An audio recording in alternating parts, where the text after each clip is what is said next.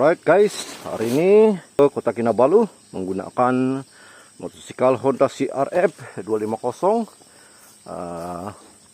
dari kebun pedalaman, rumah pedalaman. Harap cuaca oke lah hari ini. Dan alright, perjalanan keluar mungkin sedikit berbeza dari segi masa, tapi bergantung kepada cuaca. Boleh sampai sehingga 3 jam jika keadaan jalan tidak bagus. Alright, okay, sahabat-sahabat semua, kita jalan. Harap-harap cuaca oke di luar sana. Oke, alright. Nampaknya jalan, keadaan jalan ada sedikit basah sebab semalam ada hujan, so basah dan mungkin menyukarkan sedikit perjalanan. Oke.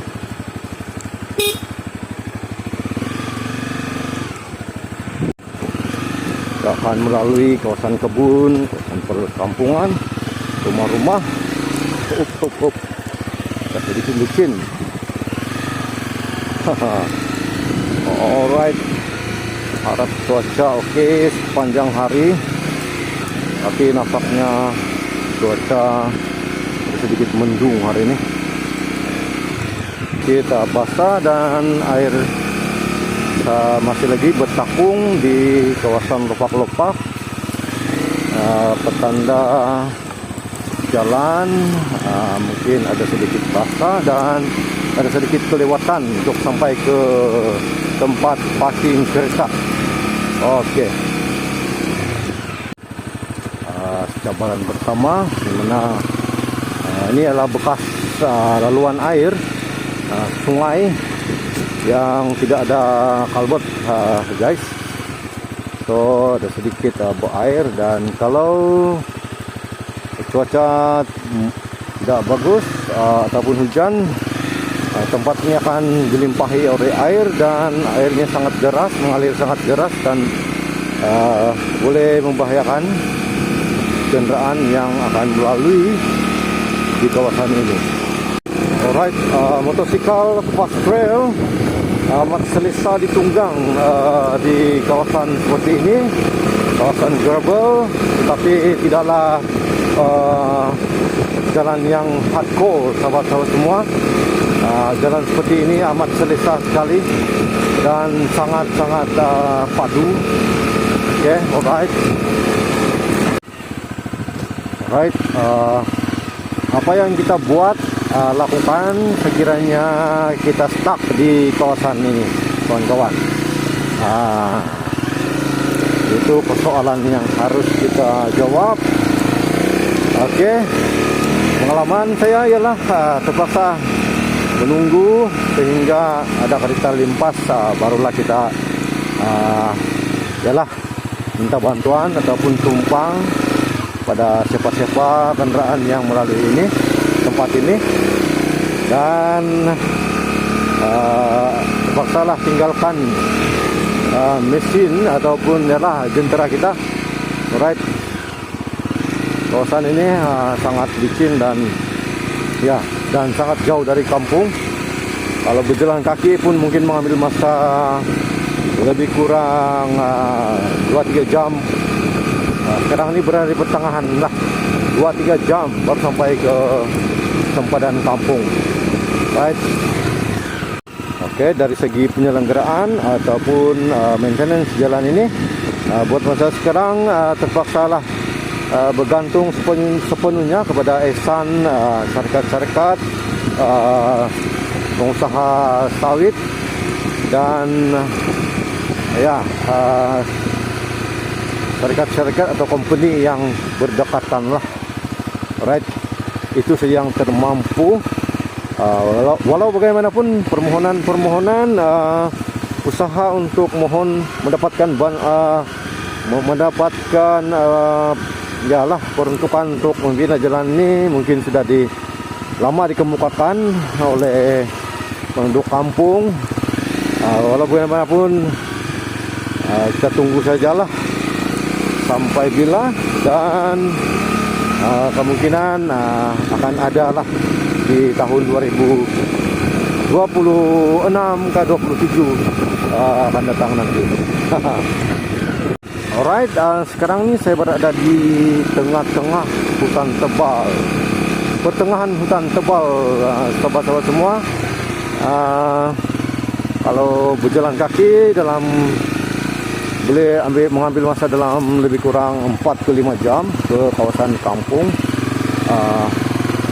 Dan kalau kita terstuck di sini, kita terpaksa tinggalkan kendaraan kita dan berjalan kaki lah, ataupun menunggu kereta atau kendaraan limpas, dan terusnya mendapatkan bantuan lah dari diorang.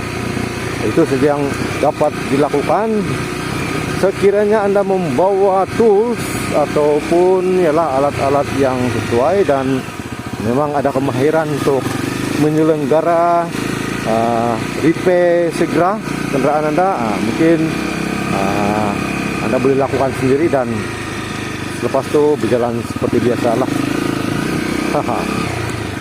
Cantik tempat ini, saudara-saudara semua. Kawasan hutan tebal, hutan kelas 1. Cantik dan cantik memang lawa tempat ini. Hutan tebal. Untuk makluman sobat-sobat semua, ini kawasan ini tidak ada line telepon, apatah lagi line telepon tidak ada, dan kita bergantung sepenuhnya pada wifi tersedia dari pihak-pihak jabatan-jabatan. Kalau sekolah kita terpaksa minta sambungan wifi kepada pihak sekolah ataupun jabatan-jabatan yang ada di dalam kawasan pedalaman ini. Oke, pada asalnya jalan ini adalah jalan bekas, jalan pembelakan, dan last kali pembelakan di sini adalah tahun 2010 yang lalu, dan kemudian diserahkan penyelenggaraan jalan ini telah diserahkan kepada estate sawit. Oke, pengusaha pekebun sawit. Dan inilah laluan yang mereka lalui untuk menghantar hasil-hasil tani, hasil-hasil sawit mereka ke kilang terdekat, yaitu kilang Fortuna Liong. Begitu kawan-kawan. Alright. Nampaknya cuaca hari ini agak mendung, tetapi hujan belum turun lagi. Kemungkinan sekejap lagi akan turun. Biasanya sebelah petang akan hujan. Oke. Memang kawasan ini kalau tiba musim hujan, musim penghujan hujung tahun dan awal tahun, kita terpaksa memilih jalan mana yang terbaik untuk laluan tayar kita. Jika tersilap langkah, paksalah kita akan bermandi lumpur dan harap-harap tidak jatuh lah. Alright, mantap kawan-kawan. Terbaik moto ini berkhidmat dengan cemerlang. Mungkin ada pertanyaan, bagaimana dengan motosikal kecil? Untuk makluman sahabat-sahabat permotoran semua, peminat-peminat scrambler, motosikal, semua kendaraan yang melalui kawasan ini boleh melalui kawasan ini, kecuali kendaraan yang tidak mempunyai pacuan 4 roda, yaitu 4-wheel drive. Dan motosikal perlu yang tinggi sedikit lah. Honda X5 biasanya senang-senang lah melalui kawasan seperti ini, apatah lagi motosikal yang tinggi, scrambler seperti yang saya bawa sekarang, yaitu Honda CRF 250. Itu Itu tidak masalah bagi motosikal yang tinggi lah. Sedangkan yang motosikal yang kecil pun mereka lalui juga, boleh lalu juga tanpa terjatuh, ialah terjatuh ataupun ialah mengalami stuck di kawasan ini. Oke.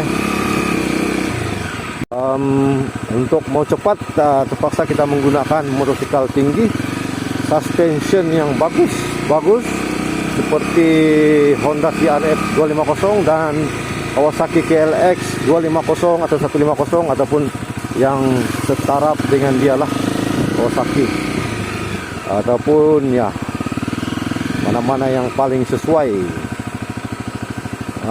yang kita pikirkan. Oke. Alright. Dan akhirnya saya sudah sampai di Sempadan Estate, guys. So Sempadan Estate, dan ada gate. Kita perlu melalui gate dan mohon kebenaran mereka untuk keluar dari memasuki kawasan estate, sebab inilah tanah persendirian dan wajib untuk mengikuti peraturan syariat. Alright, sahabat-sahabat semua, sekarang ini sudah berada di kawasan jalan raya aspal, mengambil masa sekitar 7 ke 15 minit ke tempat parking kereta. Tempat yang dituju yaitu tempat meletakkan motosikal ini sementara. Sudah sampai, yaitu di SK Pasai, kawan-kawan. Alright, so disinilah saya parking, kawan-kawan. Tempat kereta dan juga tempat parking. Oh, selamat sampai sudah. Thank you. Jumpa lagi di masa akan datang. Oke.